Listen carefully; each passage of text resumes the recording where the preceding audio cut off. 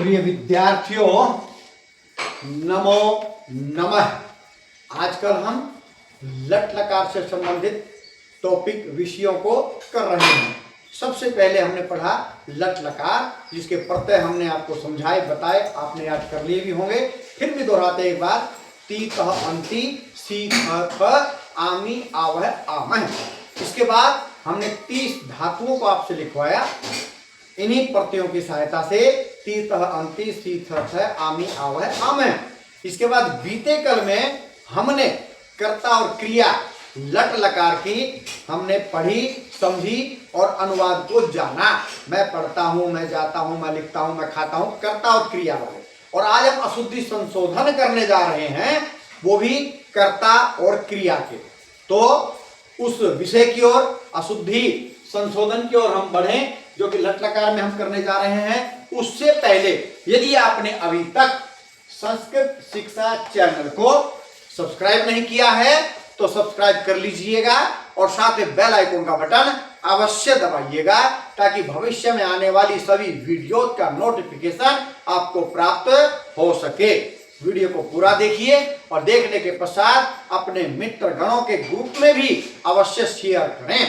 तो वीडियो को पूरा देखें, लाइक करें, शेयर करें और सब्सक्राइब करना तो बिल्कुल भी ना भूलें। तो चलिए चलते हैं बिना किसी विलंब के आज के विषय की ओर। आज का टॉपिक है हमारा अशुद्धि संशोधन। लट लकार है। लट लकार में प्रत्यय वही याद रहने चाहिए कि प्रथम पुरुष में ती तय अंति, मध्यम पुरुष में शीथ है और उत्तम पुरुष में आमी आवह आम है। तो आज हम पहले जिसके नीचे रेखांकित रेखा लगी होती है, वो लिखा होता है कि रेखांकित पदों को शुद्ध कीजिए।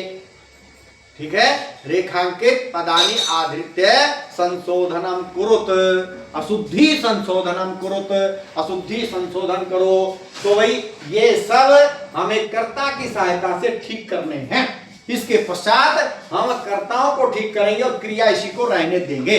दो प्रकार से अशुद्धि संशोधन हो सकता है, लेकिन चलिए पहले हम क्रियाओं को ठीक करते हैं। तो क्रियाओं को ठीक करेंगे, इसका मतलब कर्ता तो वैसे के वैसे रहने वाले हैं, इसलिए छात्र को ऐसा का ऐसा लिख लेते हैं। अब हमें यह ध्यान रखना है कि छात्र है कौन सा पुरुष है। अहम आवाम वयम त्वम युवाम यूयम को छोड़ करके कोई भी पद है तो वो होता है प्रथम पुरुष। तो ये हमने जान लिया कि छात्र है त्वम युवाम यूयम अहम आवाम वयम में से नहीं है, तो ये प्रथम पुरुष का है। और प्रथम पुरुष का हमने देखना है कि कौन सा वचन है। विभक्ति में हमने आपको समझाया था, विभक्तियों में देव है देवो देवा, बालक है बालको बालकः, तो छात्र है छात्रौ छात्रः। तो छात्रा पहला ही अक्षर है। पहला ही अक्षर है मतलब प्रथम पुरुष का एक वचन है। तो प्रथम पुरुष के एक वचन में हम क्या लगाते हैं? ती। प्रथम पुरुष के क्या है? ती तय अंति। एक वचन में ती, द्विवचन में तय और बहुवचन में अंति। अब हमें पता चल गया कि छात्र एक वचन है, तो पठन्ति गलत को स्थान पर शुद्ध क्या होगा? ती। क्या बन जाएगा? छात्र है पठति, ये शुद्ध रूप हो गया। एक छात्र पढ़ता है, एक वचन के साथ ती का प्रयोग होगा। आगे बढ़ते हैं। बालकौ हसति। अब बालकौ पहले ये देखना है, और ये तो शुद्ध है, इसको हम पहले लिख लेते हैं, क्योंकि शुद्धि हमको किसकी करनी है? क्रियापद की, जिसके नीचे रेखांकित है, रेखा खींची हुई है, लाइन लगी हुई है। तो हसति, ती जो है किसके लिए लगता है?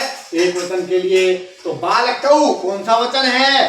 राम है रामौ रामः, छात्र है छात्रौ छात्रः, बालक है बालकौ। दो बालक, द्विवचन। और द्विवचन के लिए क्या प्रयोग करते हैं? तीतः। तो यहाँ पर ती हट जाएगा और ती के स्थान पर आ जाएगा तह। क्या बन जाएगा? बालकौ हसतः। ये भी द्विवचन का, ये भी द्विवचन का, ये एक वचन का, ये भी एक वचन का।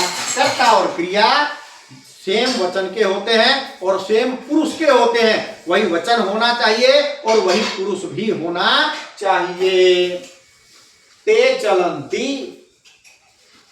अब यहां पर ते, हम इसको किसका मानेंगे? स्त्रीलिंग का। सा तेता। वैसे ते चलंती ठीक है, ये ते चलंती ठीक है, लेकिन ये ते किस चीज का है?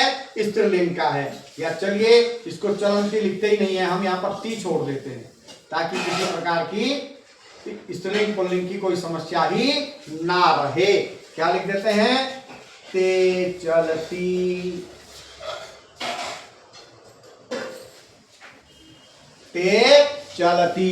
अब ते में तो कोई परिवर्तन करना नहीं है, तो इसको ऐसा का ऐसा लिख देते हैं। अब ते कहाँ का रूप है? पुल्लिंग में बनाते हैं। स तौ ते, वह वे दो वे सभी, तो ते है बहुवचन, तो यहाँ पर बहुवचन की क्रिया लगेगी। बहुवचन की क्रिया में क्या लगता है प्रथम पुरुष में? ती तह अंती, तो इसका क्या बन जाएगा? चलती, चलता है, चलंती, ये इसका शुद्ध रूप हो गया, ते चलंती। आगे बढ़ते हैं। त्वाम क्रीडथ है। अब त्वम जो है मध्यम पुरुष एक वचन का है, तो मध्यम पुरुष एक वचन में क्या लगता है जी? सी, तो क्रीडथ के स्थान पर क्या हो जाएगा? सी। त्वम तो ऐसा का ऐसा रहने वाला है, और थे के स्थान पर क्या लगा देंगे? सी, क्योंकि त्वम के साथ क्या आता है? हमेशा सी। क्रीडसी, त्वम के साथ हमेशा सी के साथ हमेशा त्वाम। ठीक है जी, त्वाम क्रीडसी हो गया। युवाम, युवा मध्यम पुरुष का द्विवचन है, तो इसको तो पहले ऐसा कैसा लिखेंगे, क्योंकि इसको तो हमें शुद्ध करना नहीं है ना। युवाम, और उसके पश्चात खादथ, तो युवाम है द्विवचन मध्यम पुरुष का। मध्यम पुरुष द्विवचन क्या होता है? सी थह, वो थे जिसके पीछे विसर्ग है, तो यहाँ पर विसर्ग नहीं है, तो इसके पीछे विसर्ग लगा देंगे और यह शुद्ध हो जाएगा, हमारा अशुद्धि संशोधन हो जाएगा, हम अशुद्धि को ठीक कर लेंगे। युवाम खादथ है। ठीक है जी, चलिए युयाम पचथ है। युयम कहाँ का है? मध्यम पुरुष, यानी कि दूसरी लाइन का बहुवचन है। बहुवचन में वो थ होता है जिसमें विसर्ग नहीं होता।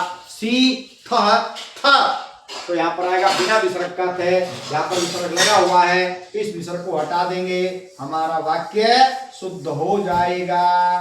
युयाम पचथ। आगे बढ़ते हैं।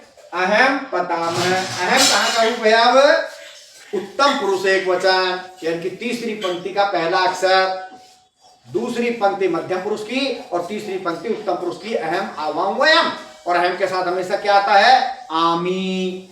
लट लकार में तो अहम लिखेंगे पहले, अहम, और उसके बाद पतामह के स्थान पर आ जाएगा आमी और तामी। ये हो गया, ये शुद्ध वाक्य हो गया हमारा, अहम पतामी। उत्तम पुरुष एक वचना। आवाम भावामी। आवाम कहाँ का है? ये उत्तम पुरुष द्विवचना, तीसरी पंक्ति का दूसरा अक्षर। तीसरी पंक्ति के अक्षर क्या लगाते हैं?